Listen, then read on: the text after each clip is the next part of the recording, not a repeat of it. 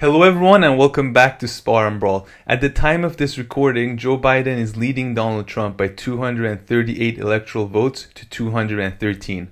So this is what AP currently has. As Sam pointed out to me right before we went online, is that different outlets have different figures, but this is what AP is showing right now if you search for 2020 electorals through Google.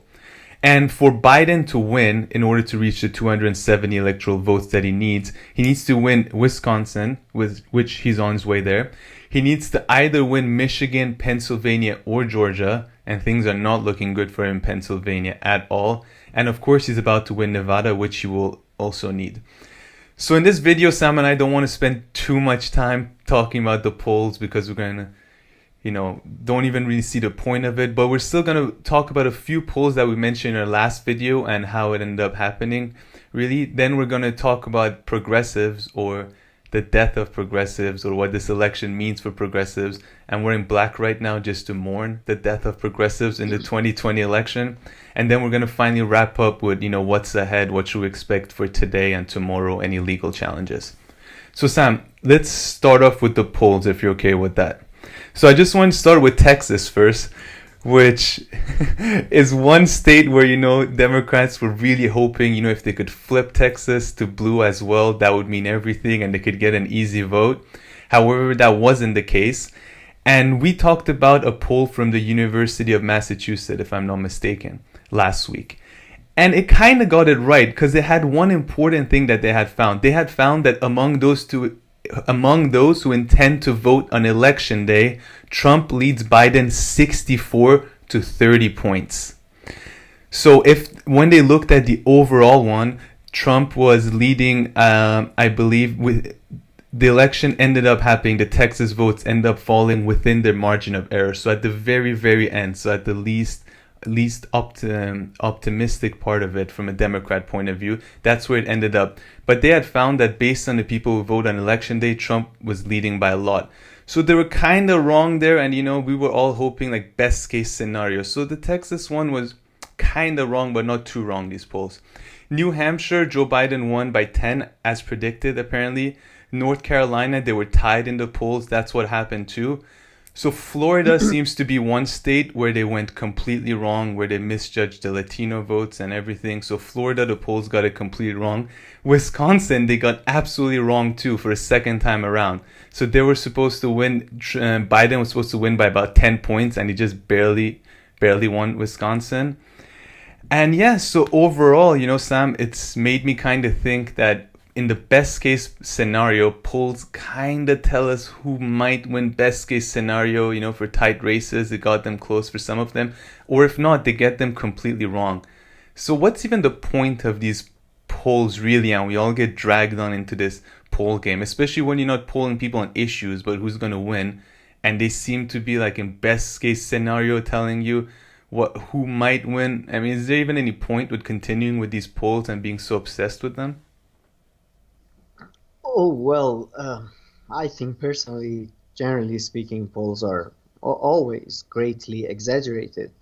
But the thing is, when there is literally nothing to talk about, which is the case a lot of times during elections, and it's very easy and low cost to cover, so media tends to like to cover that.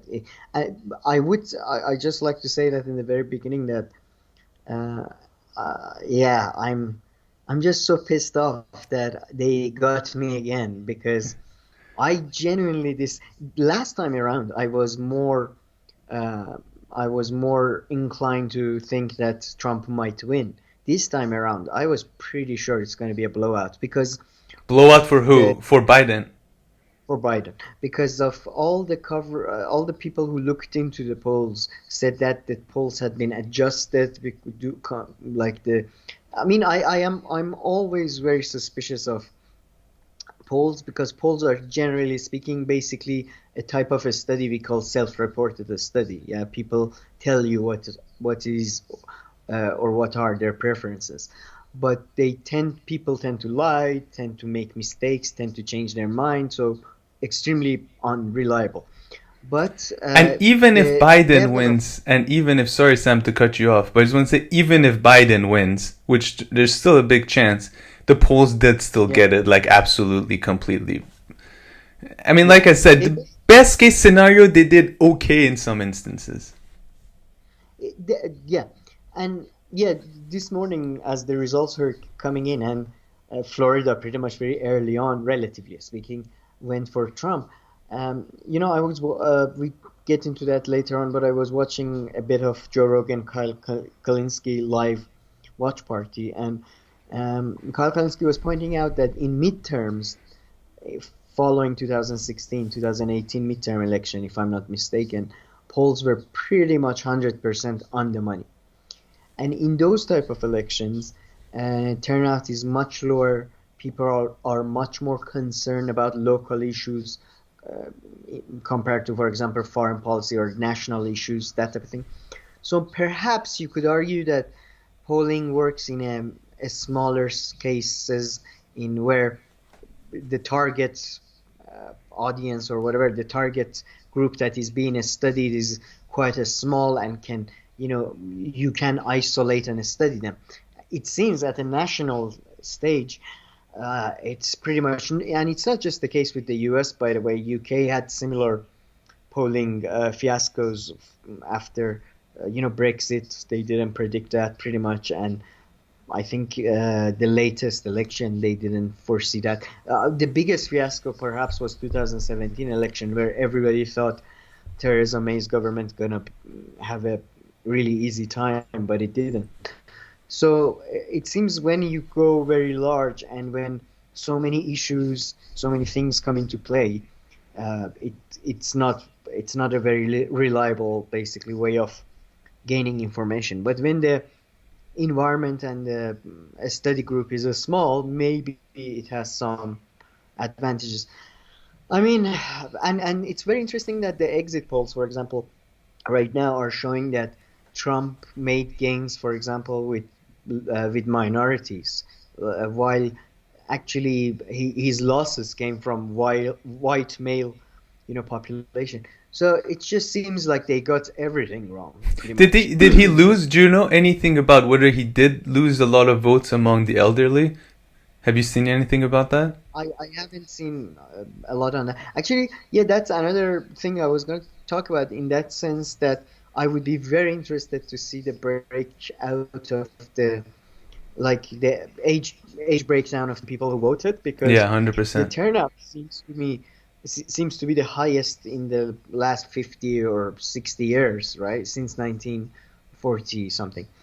The turnout seems to be huge, but it doesn't seem that it's been the young people or you know what I mean? Like usually when the turnout is big, people tend to think it's the young people, but it seems it's very close. So it seems to come from both camps and from variety of age groups and ethnic groups and blah blah blah.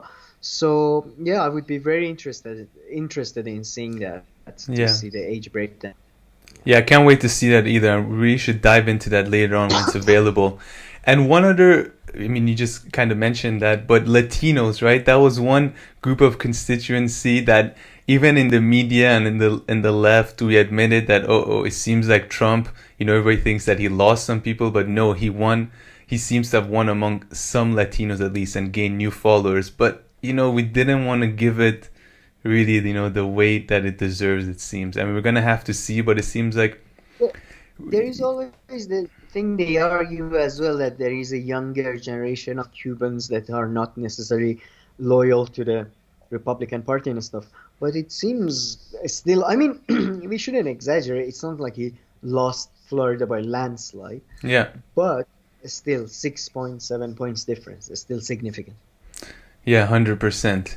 So okay, that's what polls. That's really one thing that needs to change just going forward. But you also mentioned we talk about polls because what are we going to talk about? And then just reminds me that this was the most policy void election ever since I started following elections, which was only three Yeah. elections ago. But still, I'm sure that's. I mean, policies and stuff were not on the table. The only time policies were ever talked about was whenever Democrats, sorry, not Democrats, when progressives were doing the bidding of the Democrats and wanting to force people to vote for Biden. then like issues would come in and compare. However, from either side of the campaigns or genuine talks about the issues, even in this example, it's usually hypothetical. But yeah, if there are no policies to talk about, then I guess polls. I mean, what are you going to Yeah, talk about? yeah. Well, mean tweets, Yeah. you know, uh, I don't know, like, um, yeah, and virtue signaling of some. That's what you're gonna talk about. Yeah, you're right. This was the most. This is one of the at least most policy devoid elections I've ever witnessed, and I've been following elections since I was five, unlike you. But No, I yeah, only it was followed local elections back then. But yeah. like like a school board. Municipal elections. But okay.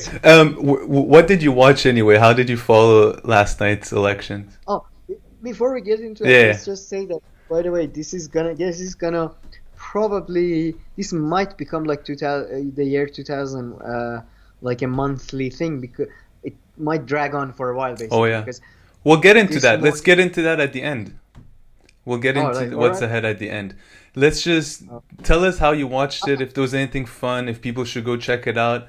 Then we'll just talk about poor progressives before saying what's ahead. all right. I watched. Well, I followed the news on the Guardian, sadly, website and the BBC. I like the BBC. I watched it on BBC. But I watched like there was a watch party that they would watch different channels and they would read the news online. I watched the Katie Halper show had a watch party with mainly with Matt Taibbi, her co-host on Useful Idiots. But also they had a great set of guests. They had Thomas Frank on, they had Aaron Mata on, they had Jimmy Dore on, they had loads of people on. Oh, On Jimmy yeah, Dore these are came on. Was he fired up? How fired up was Jimmy Dore? He was good. He was very funny, to be honest. He was Okay. more of a comedian, Jimmy Dore, to be honest. He was very funny. There was a small segment where he really went after, like he was very fired up. But overall, David Soroto. They brought David Soroto, who was Who's that? a senior. He was a senior figure in Bernie Sanders campaign. Oh, He was okay. somebody that he was quite aggressive relative to others, and that's why Clintonians hated him. And it was actually interesting. David Soroto was on for a very short while in the beginning of when things were going down, and his reaction was genuinely angry because while Mm. he's not a Biden supporter and he was very aggressive in going after Biden, he actually genuinely cares about like the future of America or like the people and all that, which was in my view very interesting in contrast to uh, people who were in Biden campaign and Kamala Harris's campaign and former Clinton aides who had a private WhatsApp group in which they metaphorically high-fived each other and they celebrated when Bernie lost elections this time around in this primary. Finally, we are rid of him, I think they wrote, or something. So, it's quite an interesting contrast in reactions to, like, even though he hates Biden and he doesn't think Biden's policies are nearly good enough, Mm-hmm. but still he's not a, yeah, he's not a backstabbing person, because this is type of thing Bernie Sanders campaign was accused of, I mean, that was all bullshit. anyways. But yeah, Yeah. it was a great. I highly recommend everybody watching. Oh, what's her name? Marion. I forget her family name. Marion, the lady who was one of the candidates in the primaries for Democratic Party, and she endorsed Bernie. Marion. Anyways, sorry, I recall the Yeah, I name don't in a moment. recall it either. Okay, all But right. yeah, they had a lot of good guests on. I watched a bit of Joe Rogan, Kyle Kalinske, Matt Dillon live as well, but not very much, just 20 minutes, something like that. Yeah, so unfortunately, or fortunately, depending on which side of debate you fall on, but Alex Jones didn't show up to the Joe Rogan podcast. I think he just trolled us and fooled us all just to get some of the some of the attention, and then he did his own thing. But anyway, so let's segue to progressives. Sam, what's the first thing, or what are a few things that come to your mind when you think about this election and progressives? Well, you could argue that, two consecutive defeats for a centrist candidate who pretty much ran the same exact campaign of virtue signaling and focusing on personality might wake up the corporate establishment of Democratic Party to, like, maybe we have to make some concessions to progressives. But I think it probably won't. In reality, they seem to be. I think they're gonna, because I don't think they want to win. I think they like being in opposition. They Mm. raise more money this way, and they have less responsibility. At least a significant minority of them, I think, do genuinely take this position for progress. So I think I hope Democratic Party moves to the left, but I think in reality they are not. And sadly, I think because it's not even a landslide for Trump, what is gonna happen is gonna again they're gonna blame the leftists for, voting third party or and not being supportive enough of Biden, and because it's not even landslide. If it was a landslide of Trump, they couldn't, but now they Yeah. sort of, because there is less than 1% difference in certain states. Uh, so in a way, I think this election result so far has been the worst of all worlds, because you have that, like, progressives can't claim that Democratic Party is crushed. Democratic Party can't claim any victory. Uh, Trump is basically the results are close. So Trump is saying that it's going to be a fraud. There's going to be legal action and all that. So yeah, it's just going to be continuation of war of attrition of all against all. It seems, rather than any significant break, like shifts in approach from Democratic Party or any. I think what progressives should do, to be honest, is that they should focus on creating a viable third party as a way to 100%. basically, yeah, push the Democrats to the left or actually become successful on its own. So, but Yeah. I don't think it's going to happen anytime soon. No, 100%. I couldn't agree more. And everything that we say, I mean, it's easier said than done. And we're not American and we don't even live in the States. So we're not going to take part in any of all the probably some of like the hardest political work out there to establish I a. I I disagree there significantly. This is something we used to say as a joke that, people in China, for example, should be. They are, when you do international politics, especially, and then you study American politics, that is, it's federal and all that. In fact, American president has far more powers. For example, in many ways, American president decisions affect the Iraqi people far more No, directly 100%. than But that's not what I was people saying. from I Florida. was. No, I couldn't agree more with that. But that's not what I was saying. I was saying, when we say they should create a third party, I can't do anything from here to Oh, help yeah. out. I can't even come out to like one afternoon of protest. So that's what I'm saying. We're not going to be taking part in the struggle, although we'll benefit All from right. anything good that comes from it. But yeah, a few things. I mean, I think this election for progressives was way worse than the 2016 one. Because in 2016, they overachieved. I mean, what Bernie out of nowhere suddenly Oh, did so well, was so tight against Hillary, went so well until the end, and then, okay, he lost, and it was the first time, and then you're like, okay, what about next time? Well, what about next time happened? And what happened? He, we got thinking again, oh, the Democratic Party can come more towards the left. The Democratic Party and its base are as far away from progressives pretty much as the Republicans are. For some reason, we think that they're close to progressives or that they even want to change their policies more to be more like progressives. But no, they're closer to Republicans. I mean, if I was a Democrat, and I thought through their interest and what they want, I would have been okay. First choice, of course, Biden. If Biden doesn't happen, Trump. Bernie's much further away from what from what I want. So I think that's something I have to recognize. With there's no such thing as moving the Democratic Party more left. It would become a totally different party, and I don't know which one's more possible, that one or making a big third party at the federal level. Secondly, the way Bernie lost at the end was so painful. I remember how he lost, and it was just like this. It was over. And then coronavirus happened, and I was like, oh my god, Bernie wasn't out of the race yet.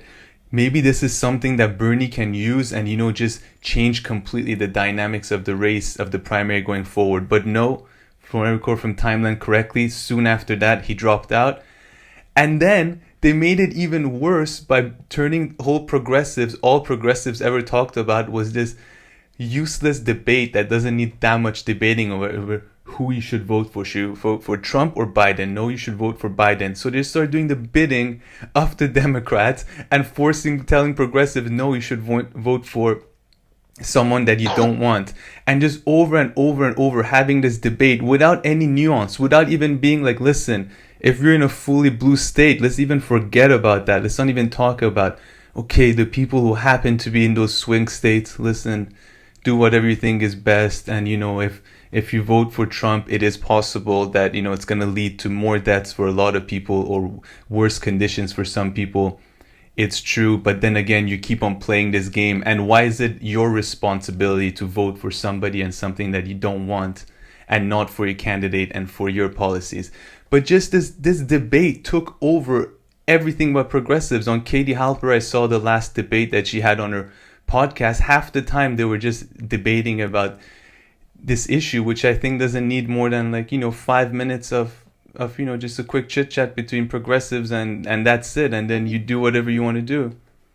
That debate on Katie Halper show did go on a lot of details, like on foreign policy, on economic policy. But it's all kind of hypothetical. It's all hypothetical. Yeah. And I agree with some of them, but that's why it goes on forever, because it's just hypothetical scenarios against each other. Sure. But yeah, I mean, I guess you weigh those hypotheticals when you make a decision or whatever. But I agree completely with you that, it does get too much time. And but that's the thing, like Biden campaign didn't want to talk about anything else. And I guess Bernie, I don't know what was Bernie Sanders, sadly, I think, didn't get any concessions, went too aggressive after his own base. But maybe at the same time, though, he felt betrayed from a base that he did much better last time around, and maybe he felt that if voters not going to show up for me, the young voters, that I don't know what he was. This is all a speculation of worst kind. But yeah, you're right. Clearly now, with hindsight, especially, you can argue. Maybe they should have talked more about policy, but at the same time, if your policies are unpopular and terrible, maybe it would have made things worse if they talked more about policy. So I hate this argument of lesser evil, and I mean, for how long is this going to go on? But I would say, I would say though, because I've been, again, as I mentioned, I've been following elections in Iran, in UK, in America, at least these three countries, since I was very, very young. And every election they make that lesser evil argument. And this time around, or to be honest, last time around, perhaps the first time Trump, when he, because he was first time around, he had a far harsher rhetoric in terms of rapist and blah, blah, blah about groups. There was this was the best case for lesser evil argument, Yeah. Like George Bush had some decency. Mitt Romney looked professional. You know what I mean? John McCain was known as an uncorruptible person, whatever.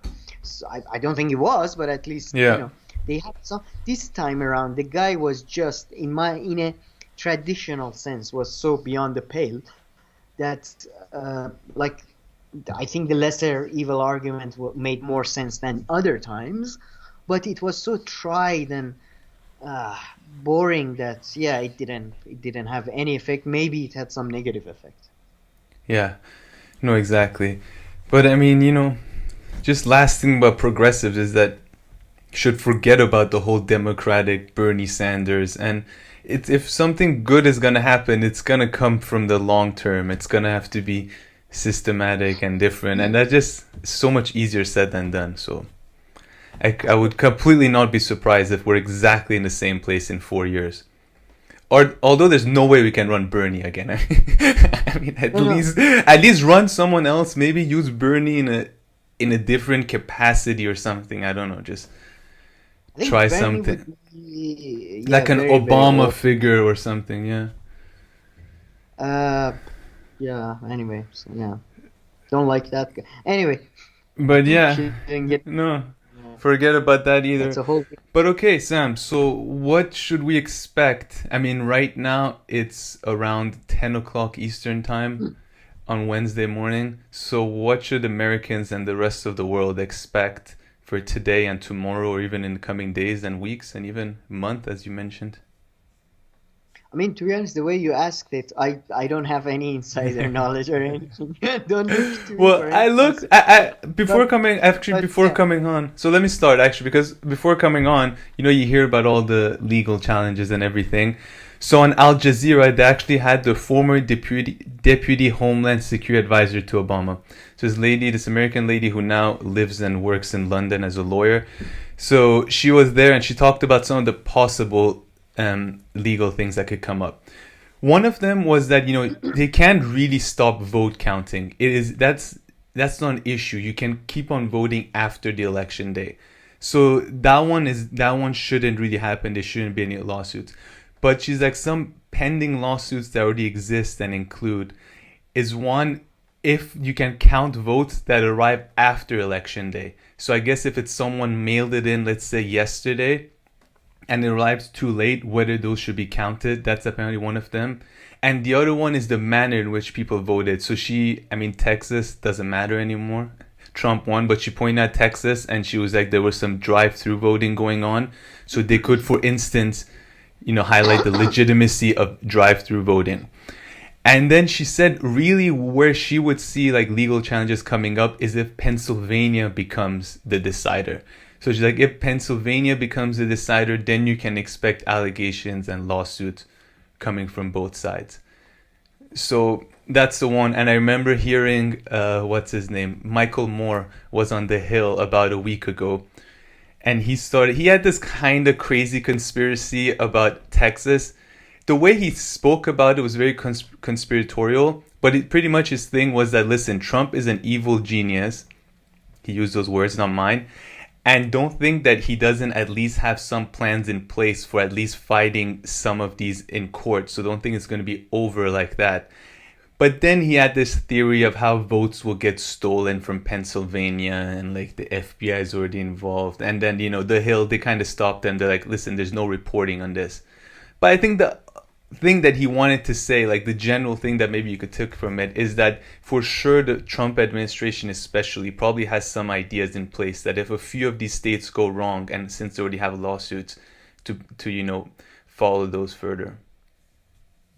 yeah. I mean, this morning he did declare pretty much himself a winner. He said, "Frankly, we won," and he said, "We are gonna fight if they." He pretty much said they're gonna take legal action if he loses, Yeah. basically, if he turns out at the end of the count.